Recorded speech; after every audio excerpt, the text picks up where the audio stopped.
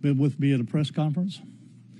We, meaning the gentlemen that are up here, which is the U.S. Attorney, FBI, Secret Service, we're going to give you everything that we have.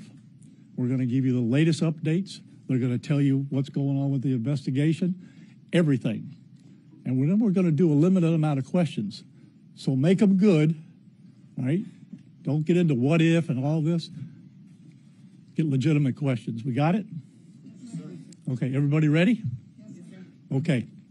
We're here today to give an update on the investigation in regards to the incident at Trump International.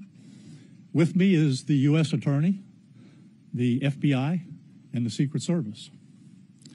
Just to give you a little information, as you well know, the road down there on Summit is still blocked off. It will be blocked off probably for the remainder of today and probably a good portion of tomorrow until some of the investigative things need to be done and finished. But we're accommodating people in and out, getting them to the library, getting them to the post office, so the public is not going to be that far inconvenienced. The security level at Mar-a-Lago is the highest it can possibly be now. The road closures are back in place and will remain there. The checkpoints are in place. And my commitment to the Secret Service is to give them every possible resource from PBSO. Once they determine the level of security that they need, they will get all the resources possible. So having said that, I'll let you talk to the U.S. Attorney. Thank you, Sheriff.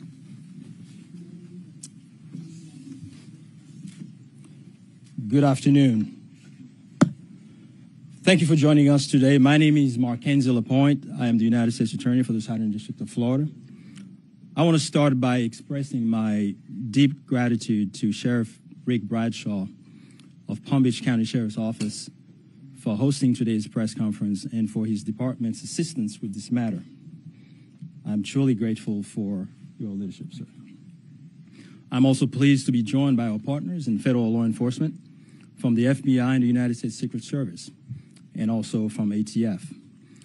Joining us today for comments and announcements are Special Agent in Charge Jeffrey B. Veltri of the FBI Miami Field Office, and Acting Director of the U.S. Secret Service, Ron Rowe. I want to also thank the men and women in law enforcement who have been working around the clock in the initial phase of this ongoing investigation. Our partners include federal and local authorities who effectuated the apprehension of the defendant and have aided in ensuring federal charges were filed against him this morning.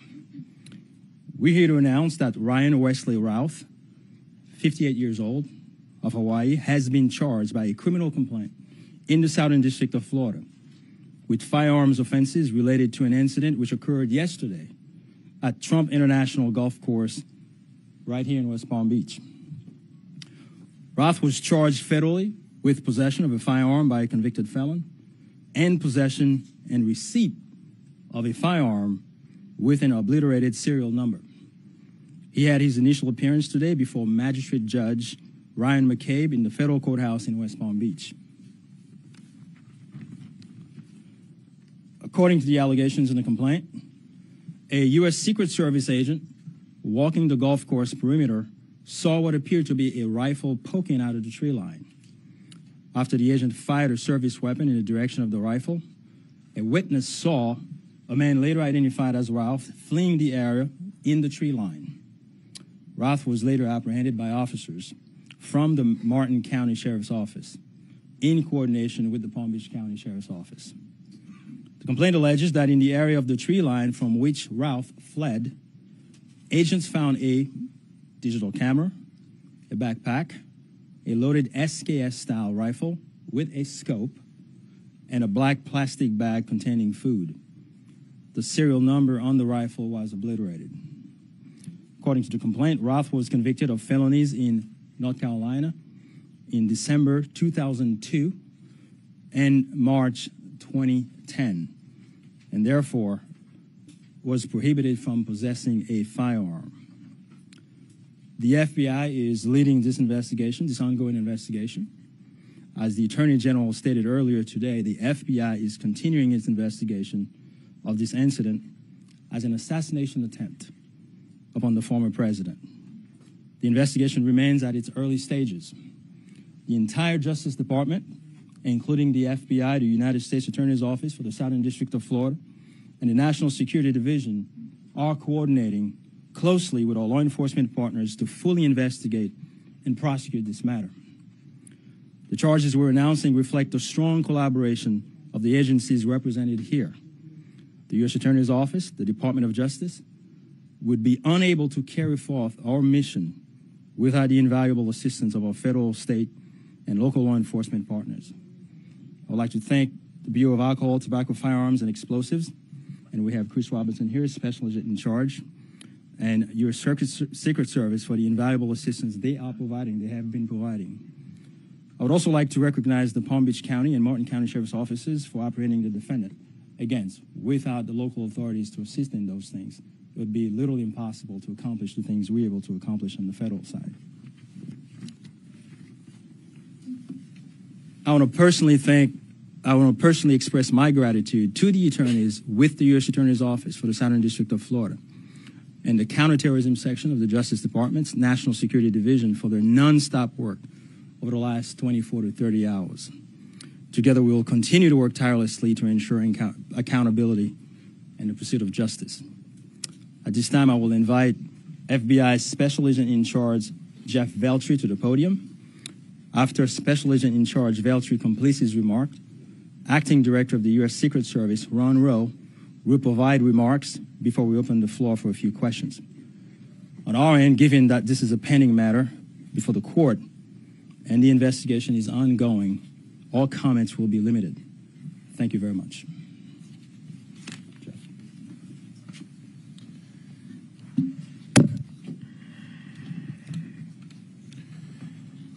Good afternoon. For a quick introduction, my name is Jeffrey Veltri, FBI Special Agent in Charge for the Miami Field Office. The FBI immediately responded to the scene here in West Florida, and we are investigating this matter as an apparent assassination attempt of former President Trump. We view this as extremely serious and are determined to provide answers as to what led up to the events which took place. I want to emphasize we're just a little over 24 hours into this investigation, so we're going to provide as much as we can publicly while our investigation is still ongoing. We must also stress that the United States Attorney's Office is pursuing charges, and that limits some of the details that we can discuss publicly. Yesterday afternoon, Martin County Sheriff's Office took custody of Ryan Routh, and he was transported back to Palm Beach County Sheriff's Office. Our FBI agents then attempted to interview him, and he invoked his right to an attorney. In the last 24 hours, the FBI and our partners have been dedicated to investigating the incident and utilizing all available resources. These efforts have included our investigative team and the United States Attorney's Office for the Southern District of Florida, in conjunction with DOJ's National Security Division, are actively working hand in hand to pursue and subsequently execute search warrants. Thus far, the warrants include a video recording device, subjects' cellular devices, a vehicle, and other electronic devices located at previous known addresses.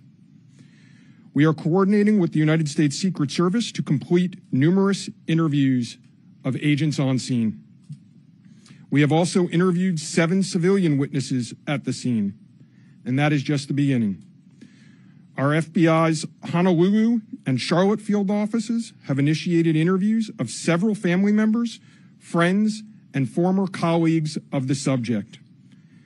FBI has deployed several specialty teams and assets from FBI headquarters and our lab division in Quantico to include evidence and critical incident response personnel. The evidence response team is collecting and processing multiple evidentiary items. These range from the rifle, which is an SKS model with a scope and obliterated serial numbers, to 2 bags, the subject's electronics, and what appears to be ceramic tiles. DNA has also been collected from those items, which are being sent to Quantico for testing. We will also process the subject's vehicle for evidence. The Cellular Analysis Survey Team, what we refer to as CAST, conducted thorough analysis of the subject's cellular device locations. The CAST analysis aligns with witnesses' account of the subject's presence at the scene both before and around the time of the incident on September 15th. More specifically, we're continuing to conduct analysis and will be compiling the subject's movements in the days and months leading up to September 15th. Cellular data shows that the subject was in the vicinity of the golf course roughly 12 hours before the engagement with the United States Secret Service. Our investigative teams conducted a neighborhood canvass in an effort to collect and obtain relevant video footage. The subject had an active online presence, and we are going through what he posted and any searches he conducted online. In addition, we're going through media reports and public statements he made that he wanted to recruit Afghan soldiers and others to fight for Ukraine. The FBI has sent multiple requests to companies for returns on the subject's phone and social media accounts. We received several returns and are waiting on additional responses from other companies as well. Our investigative team is completing analysis of the returns and actioning leads as needed, and we anticipate continuing until the FBI knows the full totality of the subject's social media presence. By way of his background, in 2002, as the United States Attorney mentioned, the subject was charged and convicted in North Carolina for possession of a weapon of mass destruction. Law enforcement checks also revealed that from 1997 to 2010, the subject had numerous felony charges for stolen goods. I can also share with you that he was the subject of a previously closed 2019 tip to the FBI where it was alleged he was a felon in possession of a firearm. In following up on the tip, the alleged complainant was interviewed and did not verify, I repeat, did not verify providing the initial information. The FBI passed that information to local law enforcement in Honolulu.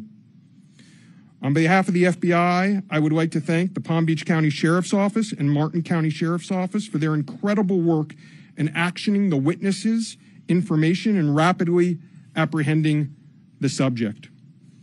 I would also like to thank the United States Secret Service, the United States Attorney's Office for the Southern District of Florida, the Department of Justice's National Security Division, the Bureau of Alcohol, Tobacco, Firearms, and Explosives, and our FBI field offices in both Honolulu and Charlotte, who have been conducting additional law enforcement activity related to the subject. Your continued partnerships have been invaluable.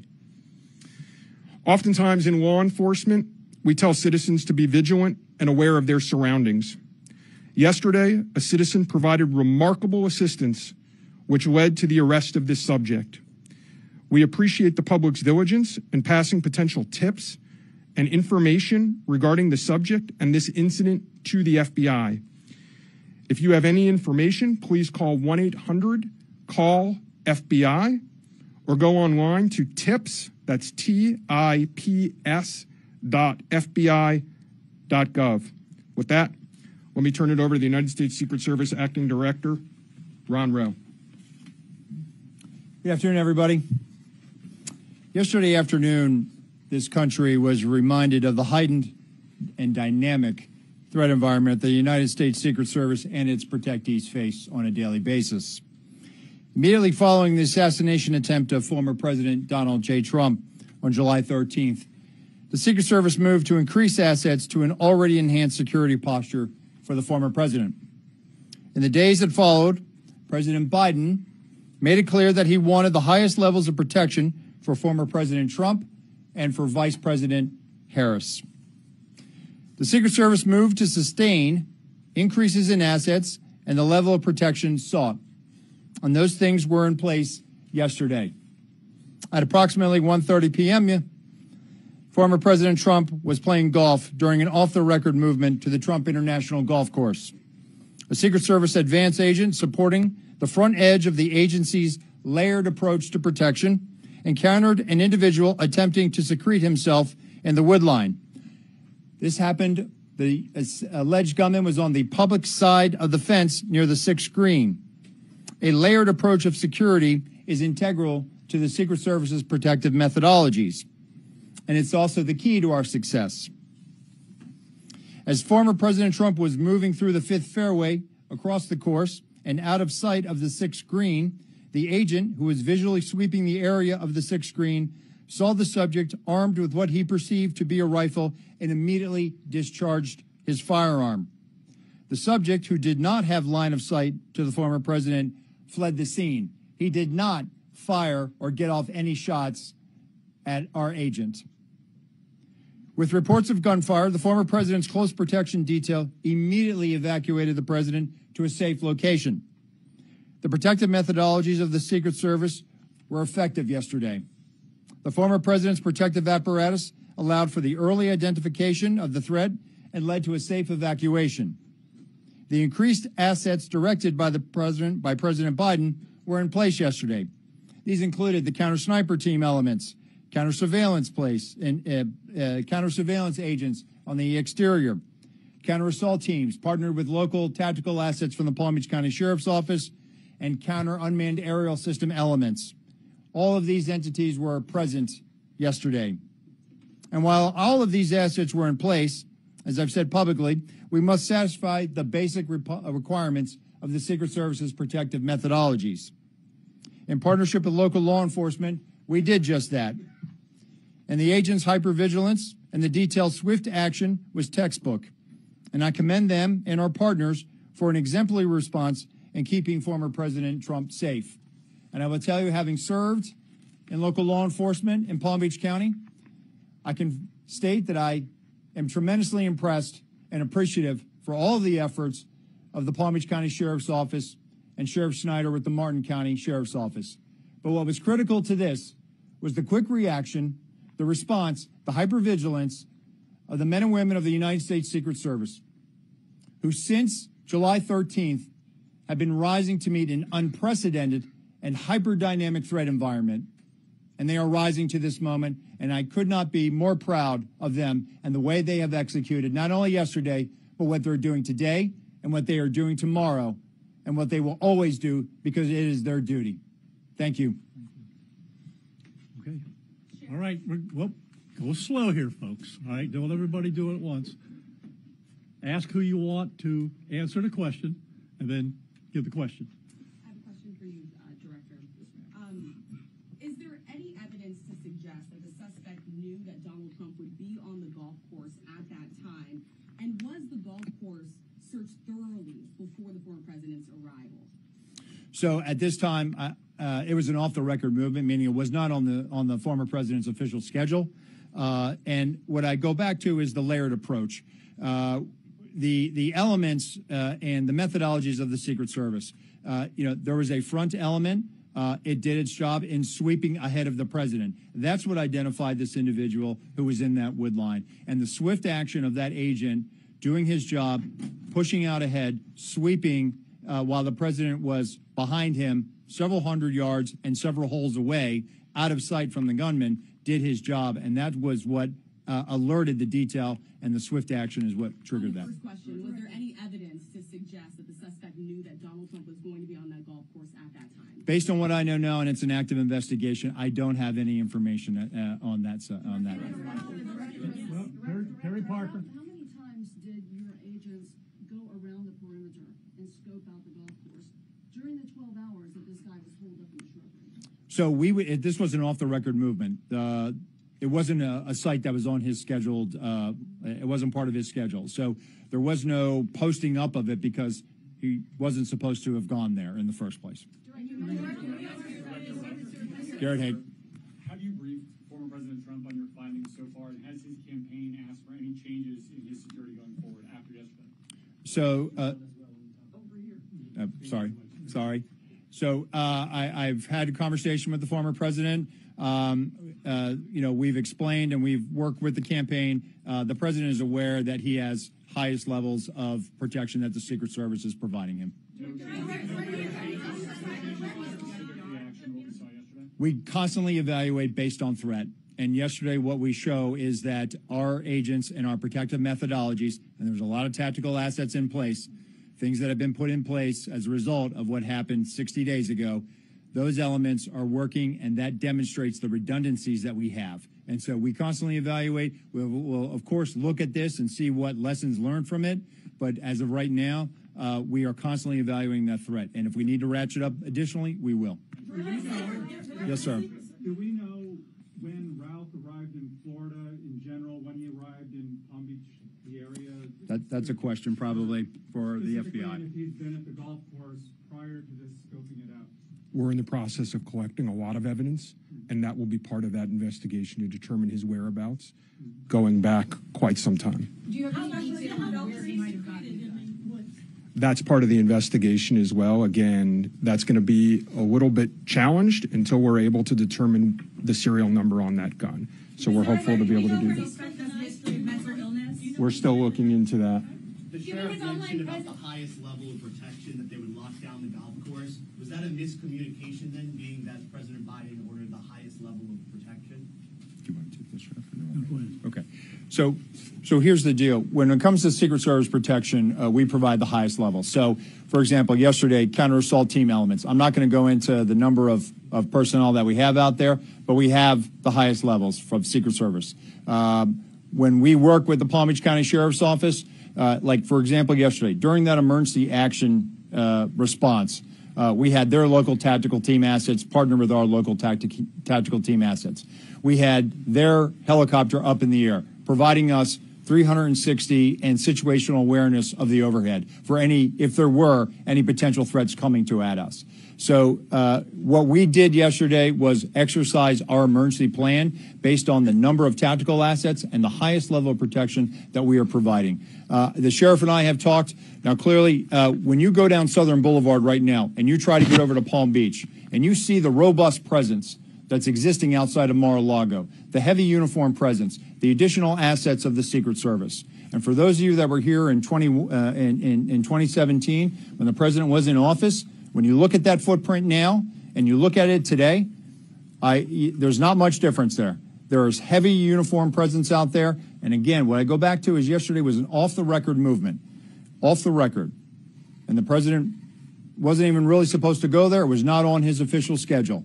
And so we put together a security plan, and that security plan worked. Can I know that the Secret Service has asked for the resources being in the vicinity, Special Agent Daughtry, in terms of him being in the vicinity, based on his phone records, is there any evidence to show that Ralph was in the vicinity in the area before Sunday? And when you say in the vicinity, does that mean right there at that spot in those bushes, or could it have been, down the street at a restaurant? It was in very close proximity to where he was spotted by the Secret Service. In terms of your first question, whether he was there earlier, our investigation is still looking to determine that. All right, whoa. We're going to do two more. You get one. Thank you. All right? Only two more. You get one. Okay. We understand that the Secret Service has asked Congress for additional resources since the Butler rally. Have you received those resources yet? So thank you for that question. So we are working. Look, the Secret Service operates under a paradox of zero-fail mission, but also that we have done more with less for decades. And this goes back many decades, right? What I can tell you is that we have immediate needs right now, and we have great support, not only from President Biden, and you saw his public statement today, where he said that, he's going to direct his staff to make sure that the Secret Service has the resources it needs. We're having fantastic conversations with members of Congress. I've been up to the Hill last week. We are continuing to have those conversations. But the long and short of it is this. Coming out of Butler, I have ordered a paradigm shift. The Secret Service's protective methodologies work, and they are sound, and we saw that yesterday. But the way we are positioned right now in this dynamic threat environment, it has given me guidance to say, you know what, we need to look at what our protective methodology is. We need to get out of a reactive model and get to a readiness model. There could be another geopolitical event that could put the United States into a kinetic conflict or some other issue that may result in additional responsibilities and protectees of the United States Secret Service. And so we are working, we are making information available to all of our partners. And I just want to say that the commitment of Congress to the Secret Service throughout the years has been tremendous. And we will continue to work with them and Secretary Mayorkas, whose support in making sure that we're getting what we need has been phenomenal. He is one of our biggest champions and our advocate. And so we're having these conversations, and I feel confident that we will get what we need. We have immediate needs. We have future needs, too. I need to make sure that our counter snipers are the best trained counter snipers in the world, that they are exactly doing what we need them to do, and that they match counterparts in the military and Tier 1 forces. And right now, we are working with Congress to make sure that we get those for our training facility. We also have a necessary need to make sure that we're getting the personnel that we have. And that requires us to be able to have the funding to be able to hire more people.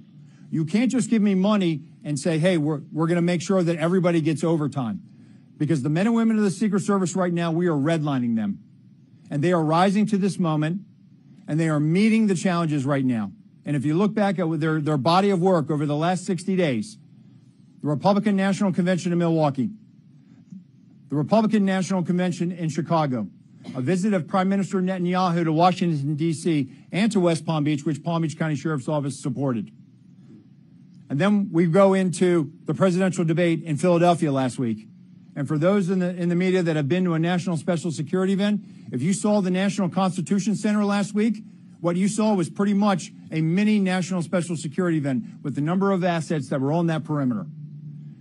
And so our folks are rising to this moment, but it requires all of us to be able to have good conversations and make sure that we're getting the Secret Service where it needs to be. And I'm confident that we will achieve that because we don't have an alternative.